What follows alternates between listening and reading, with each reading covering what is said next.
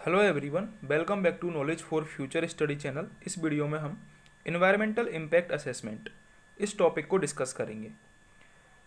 इस वीडियो में हम ईआईए होता क्या है, इसका ऑब्जेक्टिव क्या है, इसका पर्पज़ क्या है, उसको डिस्कस करेंगे।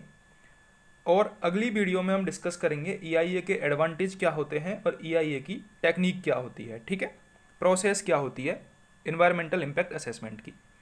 तो सबसे पहले हम देख लेते हैं इन्वायरमेंटल इम्पैक्ट असेसमेंट की डेफिनेशन क्या है। EIA is a systematic process designed to identify and predict the potential impacts of human activity on the biophysical and human environment। यानी कि किसी भी न्यू प्रोजेक्ट का इम्पैक्ट क्या पड़ेगा, किस पर, बायोफिजिकल और ह्यूमन एनवायरनमेंट पर, बायोफिजिकल और ह्यूमन एनवायरनमेंट पर। तो इन्वायरमेंटल इम्पैक्ट असेसमेंट है, नाम से ही पता चल रहा होगा कि किसी भी ह्यूमन एक्टिविटी का या फिर किसी नए प्रोजेक्ट का इम्पैक्ट क्या पड़ेगा बायोफिजिकल और ह्यूमन एनवायरनमेंट पर। ये हम क्या करते हैं, आइडेंटिफाई करते हैं और प्रिडिक्ट करते हैं इन्वायरमेंटल इम्पैक्ट असेसमेंट में, ठीक है। It also functions as environmental management tool to identify measures to avoid, mitigate और कंपनसेट फॉर दोज इफेक्ट्स। यानी कि जो ईआईए होता है उसमें पहली प्रोसेस तो ये होती है कि हम इम्पैक्ट्स को फाइंड करते हैं कि इससे क्या क्या इम्पैक्ट पड़ेंगे किसी प्रोजेक्ट से, ठीक है, इन्वायरमेंट पर। सेकंड इसमें क्या होता है, ये एक मैनेजमेंट टूल भी है जिसके सहायता से हम जो इम्पैक्ट पड़ने वाले हैं उनको पहले से ही हम अर्ली स्टेज में ही फाइंड कर लेते हैं और उसको अवॉइड करने के, मिटिगेट करने के और कंपनसेट करने के तरीके निकाल लेते हैं, ठीक है, किससे, इन्वायरमेंटल इम्पैक्टमेंट असेसमेंट स्टडी से, ठीक है। तो अवॉइड, मिटिगेट और कंपनसेट करने के लिए भी एक मैनेजमेंट टूल होता है। EIA is intended to be an iterative process, ये एक इटरेटिव प्रोसेस होती है।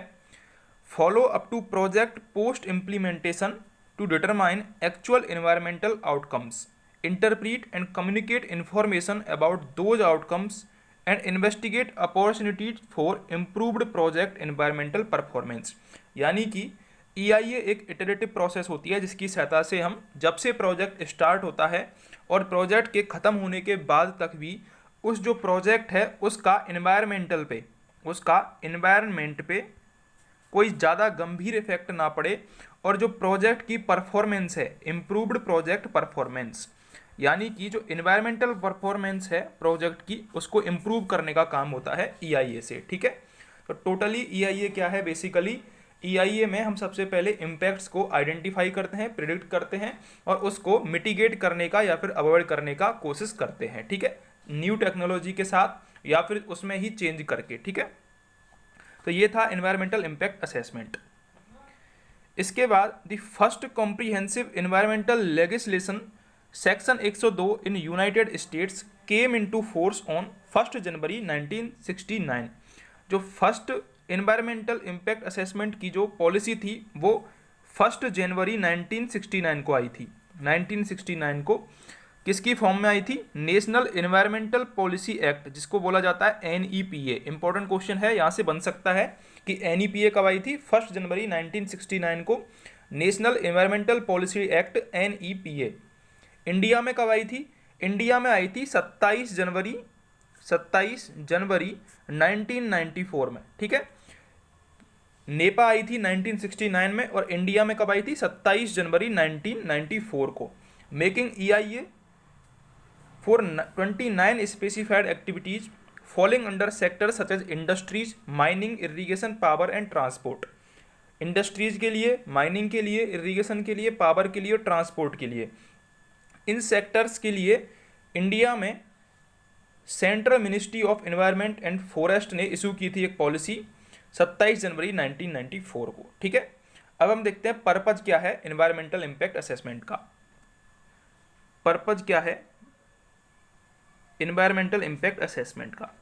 The purpose of environmental impact assessment is to identify and evaluate the potential impacts of development and projects on the environmental system।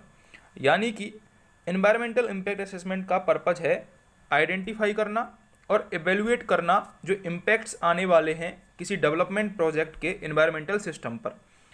It is an useful aids for decision making, ये क्या करता है, decision making में मदद करता है, decision making. It is a useful aids for decision making based on understanding the environmental implications including social, cultural and aesthetic concern. Social, cultural और aesthetic concern के आधार पर ये जो डिसीजन मेकिंग बॉडी होती है, जिसको प्रोजेक्ट स्टार्ट करना है, उस प्लेस पर साइट सिलेक्शन करना है कि नहीं करना है, ये सारी चीज़ें, कॉस्ट, साइट सिलेक्शन, इन सब चीज़ों को प्रोजेक्ट से पहले ही एनालाइज करना, आइडेंटिफाई करना और एवेल्युएट करना, इसको ही इन्वायरमेंटल इम्पैक्ट असेसमेंट बोला जाता है। ठीक है, अब हम देखते हैं ऑब्जेक्टिव क्या है इन्वायरमेंटल इम्पैक्ट असेसमेंट का। The objective of environmental impact assessment is to offer information to decision makers concerning matters like a result of decisions relating to a new project, program, plan और city। Environmental impact assessment का जो objective है वो mainly information gathering करना, उस जो project है, new project है, प्रोग्राम है, उसके बारे में इंफॉर्मेशन इकट्ठा करके एक स्टेटमेंट बना के, जिसको EIS बोला जाता है, वो बाद में देखेंगे हम, उसको डिसीजन मेकर्स के सामने दिया जाता है और डिसीजन मेकर्स फिर उस पर डिसीजन लेते हैं कि इस प्रोजेक्ट को स्टार्ट करना है नहीं, इसके क्या क्या इम्पैक्ट पड़ेंगे सोशियली, कल्चरली और एस्थेटिकली हमारे इन्वायरमेंट पे। ठीक है, indicates the scope for modification and mitigation. जो इन्वायरमेंटल इम्पैक्ट असेसमेंट है वो स्कोप देता है मॉडिफिकेशन के लिए, और मिटिगेशन के लिए। ठीक है, मॉडिफिकेशन, मिटिगेशन, कंपनसेट और अवॉइड द इम्पैक्ट्स, जो नेगेटिव इम्पैक्ट्स हैं उनको अवॉइड करने के लिए एक प्रोसेस स्कोप दिखाता है। ठीक है, environmental impact assessment technique is to improve the quality of both the project plan and decision making by identify possible effects in early stage. इसका मतलब क्या है कि इन्वायरमेंटल इम्पैक्ट असेसमेंट से, EIA से, हम अर्ली स्टेज में, जब प्रोजेक्ट स्टार्ट होने वाला होता है, उस अर्ली स्टेज में ही हम जो पॉसिबल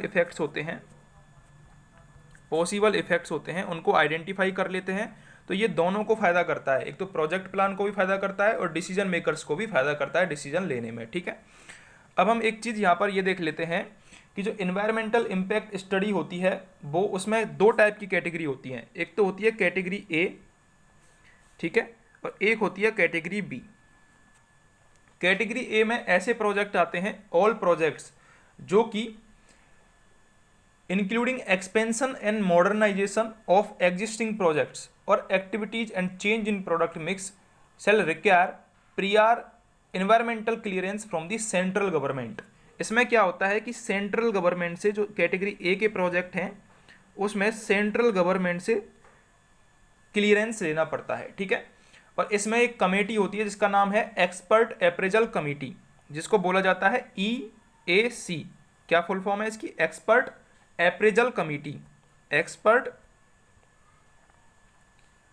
अप्रेजल कमेटी। ठीक है, तो कैटेगरी ए में सेंट्रल गवर्नमेंट के प्रोजेक्ट्स आते हैं जिनमें एक्सपर्ट अप्रेजल कमेटी की सतह से इन्वायरमेंटल क्लियरेंस दिया जाता है। कैटेगरी बी में कौन से प्रोजेक्ट आते हैं? कैटेगरी बी में जनरल कंडीशंस वाले प्रोजेक्ट आते हैं, जिसमें SEIAA, ये जो बॉडी है SEIAA, state union territory environmental impact assessment authority, इसका फुल फॉर्म है state union territory environmental impact assessment authority. और एक होती है SEAC, यानी कि कैटेगरी बी के जो प्रोजेक्ट होते हैं उनमें स्टेट से पहले क्लियरेंस लेनी पड़ती है, उसके बाद में सेंट्रल गवर्नमेंट से लेनी पड़ती है। तो लोकल क्लियरेंस भी जरूरी होती है कैटेगरी बी के प्रोजेक्ट्स में। तो दो टाइप के प्रोजेक्ट हो गए यहाँ पर, कैटेगरी ए, कैटेगरी बी। ठीक है, अब जल्दी से हम एक बार देख लेते हैं कि कॉज कौन कौन से हैं, क्या क्या हम करते हैं एनवायरमेंटल इम्पैक्ट असेसमेंट में, ऑब्जेक्टिव क्या क्या है। तो सबसे पहला ऑब्जेक्टिव है to disclose significant environmental effects of the propose projects to decision makers and the public. Public के लिए और डिसीजन मेकर्स के लिए जो क्या क्या एनवायरमेंटल इफेक्ट्स पड़ने वाले हैं उस प्रोजेक्ट के, इनको डिस्क्लोज करना, यानी कि फाइंड करना, आइडेंटिफाई करना। सेकंड है आइडेंटिफाई बेज टू अवॉइड और रिड्यूस इन्वायरमेंटल डैमेज। जो इन्वायरमेंटल डैमेज होने वाला है नए प्रोजेक्ट से, उसको फाइंड करके अवॉइड और रिड्यूस करने का, मिटिगेट करने के जो तरीका हैं उनको बताना, थर्ड है to prevent adverse environmental impacts by requiring implementation of feasible alternatives और mitigation measures, to disclose reason of approvals for the projects with significant environmental impacts to the public, to foster interagency coordination, यानी कि ये public और जो हमारी bodies हैं, central bodies हैं, उनके बीच में कोऑर्डिनेशन मजबूत करता है, पब्लिक पार्टिसिपेशन को बढ़ाता है। ठीक है।